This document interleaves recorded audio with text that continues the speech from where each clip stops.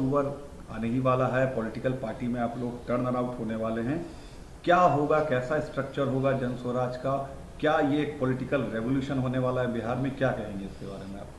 नहीं, रेवोल्यूशन की तो कोई बात नहीं है। जैसा मैंने बताया है कि जन स्वराज अभियान के शुरुआत में ही ये कहा गया था कि एक इसका महत्वपूर्ण पड़ाव, एक महत्वपूर्ण उद्देश्य ये है कि बिहार में विकल्प के अभाव में जो पिछले 25-30 सालों से लोग मजबूरी में लालू जी के डर से भाजपा और भाजपा के डर से लालू जी को वोट देते रहे हैं, वो मजबूरी, राजनीतिक बंधुआ मजदूरी ख़त्म हो। इसके लिए ज़रूरी है कि बिहार के लोग मिलकर एक बेहतर विकल्प बनाएं।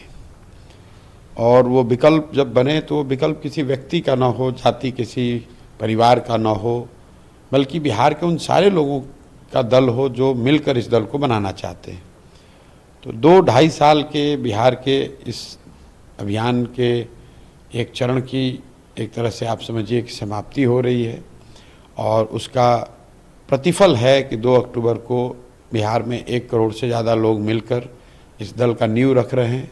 2 तारीख को दल की घोषणा, औपचारिक घोषणा होगी, दल के नाम की, दल के संविधान की और उसके प्रावधानों की, और दल के साथ साथ दल के लीडरशिप की। क्योंकि जैसा कि मैंने शुरू से कहा है कि मुझे दल का नेता नहीं बनना है, तो और दल का नेता उसको बनाया जाएगा जिसको बिहार की जनता नीचे से, जो 2-2.5 साल हम लोगों ने प्रयास किया है, समाज में बात करी है, तो जिस किसी को भी समाज ने चुना है, जिस किसी को भी लोगों ने बताया, जिस किसी ने भी समाज में वो परिश्रम पराक्रम काम किया है, उसके आधार पर उनका सिलेक्शन हुआ है। 2 तारीख को आपको दिखेगा कौन लोग चुन कर आए। आपकी भूमिका क्या होगी? आप कह रहे हैं कि आप ना अध्यक्ष रहेंगे ना कुछ रहेंगे। हमारी भूमिका, देखिए, सबसे बड़ी हमारी भूमिका इससे जुड़ी है कि सबसे बड़ी चुनौती क्या है। दल बनाना सबसे बड़ी चुनौती नहीं है, दल का नेता बनना भी सबसे बड़ी चुनौती नहीं है, और मेरे नज़रिए से चुनाव जीतना भी सबसे बड़ी चुनौती नहीं है। सबसे बड़ी चुनौती है समाज को बताना, जगाना, समझाना कि आपने अब तक जातियों पर वोट दिया, 5 किलो अनाज के लिए वोट दिया, आपने मंदिर मस्जिद के लिए वोट दिया, आपने मोदी लालू नीतीश के लिए वोट दिया, आपने नेताओं के बच्चों के लिए वोट दिया, लेकिन अभी तक बिहार में आपने कभी भी अपने बच्चों के पढ़ाई और रोजगार के लिए वोट नहीं दिया। उनको ये बताना, समझाना कि भाई आप अपने बच्चों की पढ़ाई और रोजगार के लिए वोट दो, वोट चाहे जिसको भी देना है दो, लेकिन वोट अपने बच्चों के लिए दो।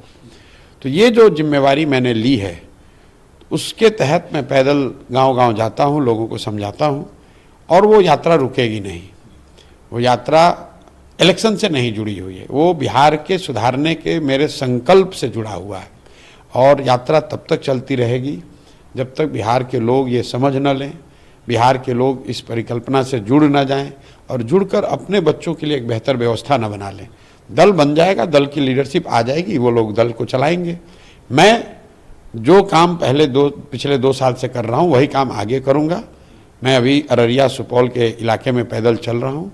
2-3 दिनों के बाद मैं फिर वापस जाकर वहीं से पैदल चलना शुरू करूँगा, और आने वाले चाहे 1 साल लगे, 1.5 साल लगे, 2 साल लगे, जब तक बिहार के गांव-गांव जाकर लोगों को समझाना लें, तब तक पदयात्रा जारी रहेगी। 2025 में अगर जन स्वराज को आपके मुताबिक अगर सफलता नहीं मिलती है, उसके बाद आप क्या करेंगे? क्या ये यात्रा उसके बाद भी शुरू रहेगी? देखिए, 2 बातें हैं।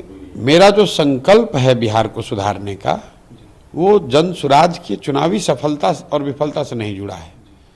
अगर मान लीजिए कि जन स्वराज को चुनावी सफलता मिल भी जाए, उससे बिहार सुधर जाएगा, ये जरूरी नहीं है। दल तो हर बार जब चुनाव होता है कोई ना कोई दल जीतता ही है। चुनाव जीतना कठिन है, लेकिन चुनाव अच्छे लोगों के साथ जीतना उससे भी ज़्यादा कठिन है।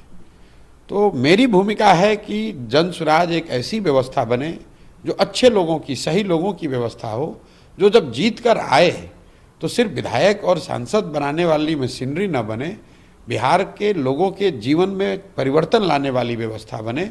और उस नज़रिए से मेरा प्रयास 2025 से नहीं जुड़ा हुआ है।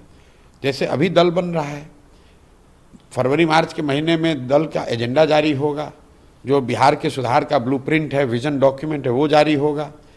25 के अक्टूबर-नवंबर में चुनाव भी होगा। ये महत्वपूर्ण पड़ाव हैं, लेकिन ये यहाँ पहुँचना ये सपना नहीं है। दल बनाकर चुनाव जीतना सपना नहीं है।